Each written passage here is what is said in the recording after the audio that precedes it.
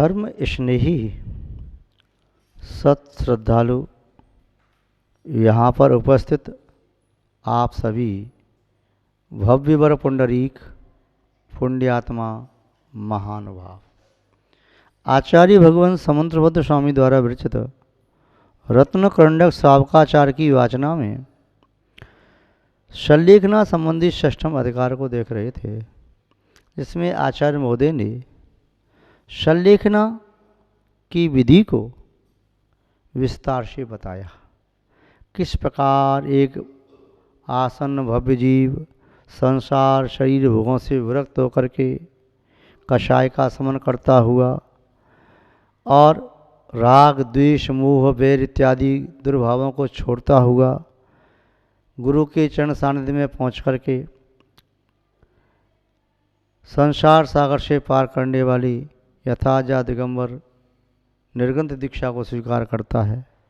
दीक्षा को स्वीकार करके किस प्रकार अपना चित्त सम्यक्त्व आराधना, सम्यक ज्ञान आराधना, सम्यक चारित्र आराधना, सम्यक तप की आराधना में लगाता है और अपने चित्त को आदि व्याधि उपाधि तीनों से रहित करके समत्व में लीन होता है, तो समाधि की साधना करता है। फिर वह दीक्षा के बाद भी अपनी तपस्या को क्रम से बढ़ाता चला जाता है। उसकी आहार पानी आदि के प्रति आसक्ति कम होती चली जाती है और वह आहार पान में भी कमी करता चला जाता है। कषायों को मंद करता है, अधिकांशतः मौन रखता है, आत्मस्थ होने की कोशिश करता है।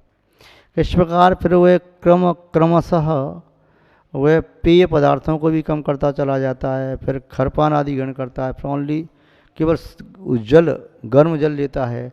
उसके फिर बीच बीच में उपवास करता जाता है, उपवास की वृद्धि करता जाता है और डमोकार आदि महामंत्र को अपने चित्त में स्थापित करके अपने चित्त को परम निर्मल बनाता है। तो इस प्रकार उन्होंने समाधि की विधि को जो बताया, आचार्य महोदय यहाँ कह रहे हैं कि समाधि व संलेखना जो विधियाँ बताई, वह विधि किस प्रकार निर्दोष रीत्या पालन की जाए, उसमें कोई दोष अतिचार न लगे। तो यहाँ पर आचार्य महोदय स्वयं बता रहे हैं कि कौन कौन से अतिचार हैं जिसके द्वारा समाधि दूषित होती है। समाधि का पूर्ण फल प्राप्त नहीं होता, समाधि का एक देश फल खंडित हो जाता है। तो ये कौन कौन से दोष हैं जिन्हें अतिचार कहते हैं, तो उन्हें आचार्य महोदय के शब्दों में ही देखें। काव्य नंबर 129।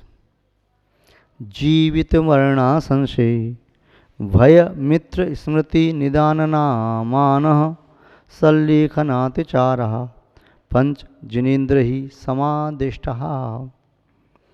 जिनेन्द्र भगवानों के द्वारा जो भी सर्वज्ञ वीतरागी केवली भगवंत हुए, उन सभी जिनेन्द्र भगवंतों ने समादिष्टा यह समीचीन रूप से देखे हैं। उन्होंने देखे हैं तो जाने भी हैं। वे सर्वदर्शी सर्वज्ञ होते हैं, उनका दर्शन और ज्ञान युगपत कार्य करता है। वे दर्शन पूर्वम णाणम इस प्रकार से प्रवृत्ति नहीं करते युगपथ। तो वे केवली भगवान केवल दर्शन केवल ज्ञान से युक्त उन्होंने देखा है, जाना है।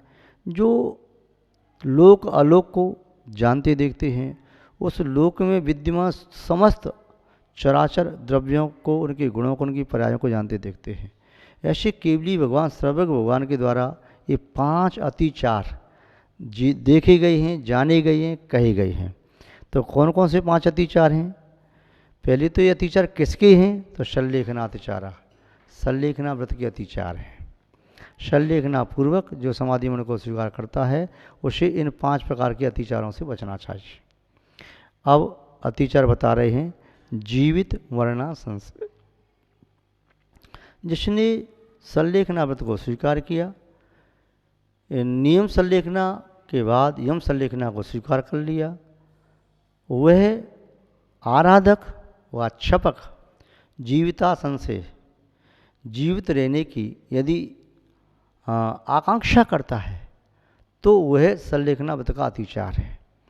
शल्लेखना लेने के उपरांत भी सोच रहा है, काश मैं 1 साल और जी जाता, मैं 6 महीने और जी जाता, या मैं 10 साल जी जाता, तो मैं फिर इस प्रकार से धर्म की भावना करता, मैं अपनी साधना और करता, इन व्रतों का पालन और कर लेता, इतनी तपस्या और कर लेता, फिर मैं जंगल में जाकर ध्यान लगाता, फिर मैं पहाड़ की चोटी पे जा कर के ध्यान लगाता, फिर मैं समाज के लोगों से दूर पहुंच कर के आत्मस्थ होता, खूब ध्यान लगाता, खूब ध्यान लगाता। थोड़ी सी मेरी उम्र और बढ़ जाए, मुझे क्या मालूम था इतनी जल्दी मेरी मृत्यु का कल काल आ जाएगा। अब मैं क्या करूं, अब समझ में नहीं आता क्या करूं, मेरी उम्र कैसे बढ़ जाए, कैसे बढ़े, मैं थोड़ा सा और जीऊँ, अभी जीने की इच्छा है। जैसे माना कि सुना है कि किसी तीर्थंकर भगवान को, अभी तो पंचम काल है, माना कि चौथा काल होता तो कोई मुनि ऐसे इच्छा करें कि तीर्थंकर भगवान ने दीक्षा ली है और उन्हें केवल ज्ञान प्राप्त होने वाला है। सुना है अब्दी ज्ञानी मुनि महाराज के माध्यम से कि वे केवली होने वाले हैं, मैं थोड़ा सा और जी जाऊँ तो उनके केवल ज्ञान के बाद समुद्र में पहुँचे दर्शन करूँ। तो ये सी इच्छा करना भी, ये जीवन की इच्छा करना, ये अतिचार है, पंचम काल है। सोचते हैं कि ऐसे कोई विशेष ज्ञानी मुनि, विशेष तपस्वी मुनि, उनके दर्शन मिल जाएं, अब वे पैदल गमन करके आएंगे, मुझे भी पैदल गमन करके जाना है, मेरे पास समय है नहीं, मैं चल नहीं सकता, उनके आने में देर लगेगी, मेरा मन बहुत तीव्र मन है कि वे आकर के मुझे संबोधन दें, उनके शांति में मैं समाधि करूं।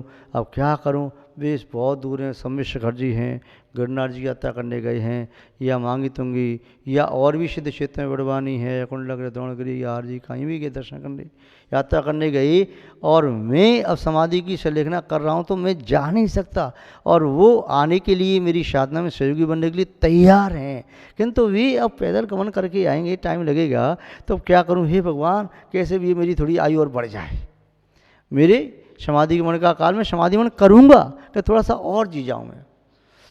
तो ऐसे जीने की इच्छा करना संलेखना व्रत का अतिचार है, ऐसे नहीं कर सकते।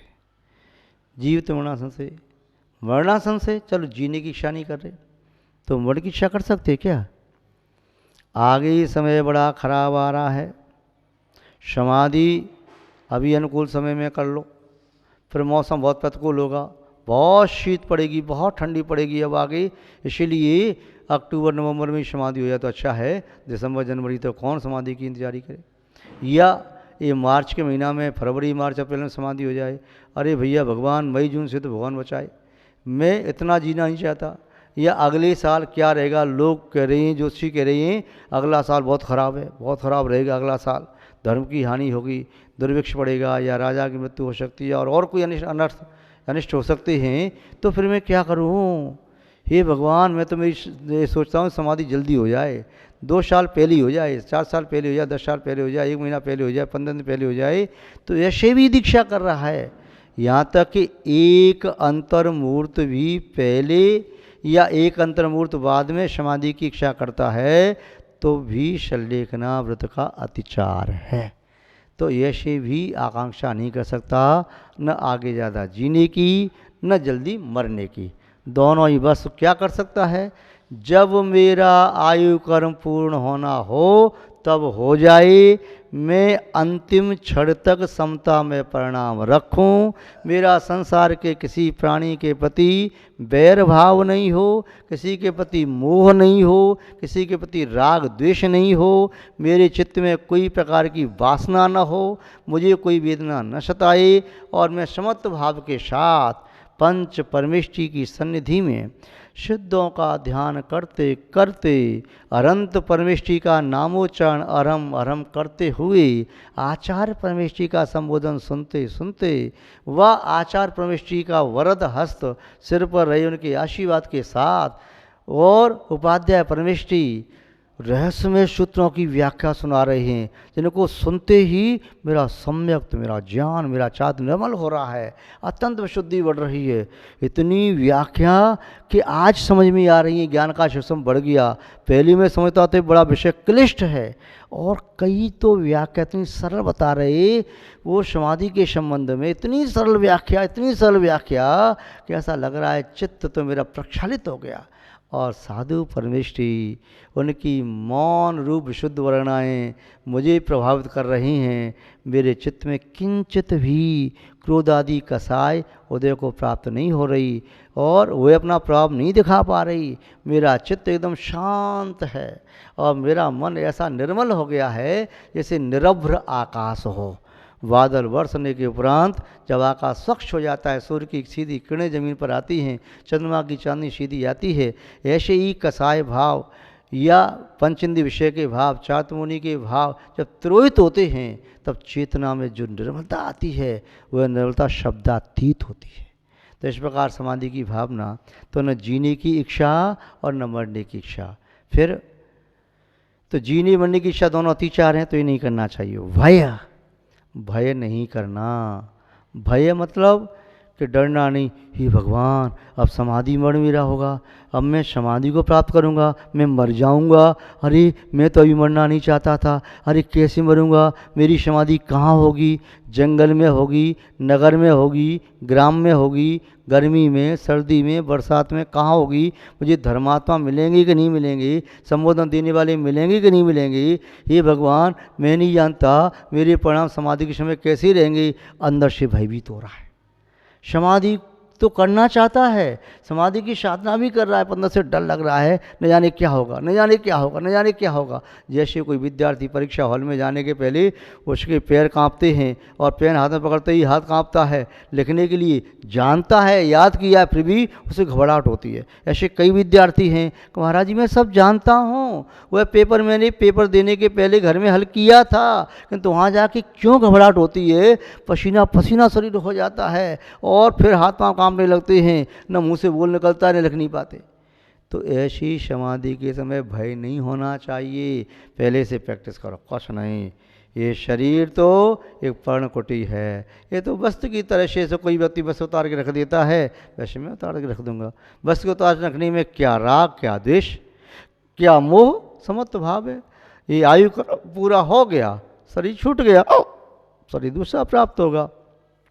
चलो इस शरीर से मैं मोक्ष नहीं जा पाया तो आगे वैकृत शरीर प्राप्त होता है, देव बन जाता हूँ, लौट के फिर आऊँगा, मैं संस्कारों को नष्ट नहीं करूँगा, फिर आके मुनि बनूंगा, फिर तपस्या करूँगा और सेनन आदि की अनुकूलता बन जाएगी, तो मैं फिर समस्त कर्मों का मोहनी कर्म का दर्शन, मोहनी चार सबका क्षय करके, ज्ञान आवरण दर्शन अंतर कर्म का क्षय करके केवली बनता हुआ फिर चार आघातीय कर्म का क्षय करके मोक्ष को प्राप्त कर लूँगा। इस प्रकार से वह भावना भा सकता है। तो वह भय नहीं करे। मृत्यु का काय का भय, न मे मृत्यु, जब मेरी मृत्यु आत्मा की है ही नहीं, न मे मृत्यु को तो भीतर, न मे व्याधि को तो बता, मेरे शरीर में कोई व्याधि है ही नहीं, शरीर तो व्याधियों का घर है, आत्मा में कोई व्याधि नहीं है, आत्मा तो शक्ति के अपेक्षा परम शुद्ध है। तो भय करना अतिचार है, भय नहीं करना निर्दोष संलेखना होती है, भय न करने से। और अगला दिया मित्र स्मृति। समाधि के समय अब याद आ रहा है, बचपन में हम उनके साथ खेलते थे, हमने उनके साथ साथ दीक्षा ली थी, हम उन गुरु के पास साथ साथ पढ़ते थे, वहाँ से बिहार करके गए, साथ साथ गए थे, वहाँ शुद्ध क्षेत्र की यात्रा शिखर जी, गंडा जी, चंपापुर, पावापुर, भागलपुर, कहाँ हमने साथ साथ यात्रा की थी। हमने कितनी वर्ष तक साथ साथ साधना की है, योग धारण करते थे, हम इस प्रकार से जंगल में जाकर ध्यान लगाते थे, साथ साथ हमने चर्या की, उन्होंने हमारी सेवा की, हमने उनकी सेवा की, उनकी याद आ रही, या कोई ग्रस्त संबंधी, कोई संबंधी जन उनकी याद आ रही। तो यदि संलेखना के समय अपनी आत्मा के अलावा किसी और की अपरमेष्टि की याद आ रही है तो उचित नहीं है। परमेष्टि की याद तो चलो फिर भी धर्म ध्यान का निमित्त बन सकती है, किंतु परमेष्टि की याद ठीक नहीं है।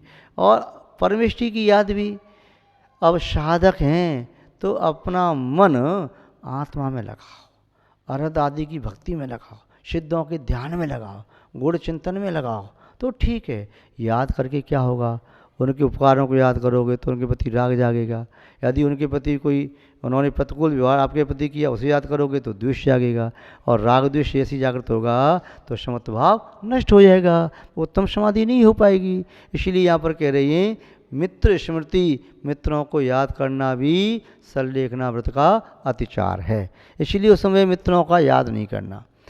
अब कोई भी, अब ये सहज बात है, ऐसा होता है क्या, कई बार वृद्ध पुरुषों को देखा होगा आपने, और यदि उन्हें कुछ संबोधन देने वाला न हो, अचानक उनके पास समाधि का समाचार सुन के उनके गृहस्थ जीवन के या पूर्व समय के कोई हितैषीजन आ जाएं, तो फिर वो चर्चा छेड़ दें, ठीक हो, मैं वहाँ से आया, पहचान लिया, याद करो उसमें।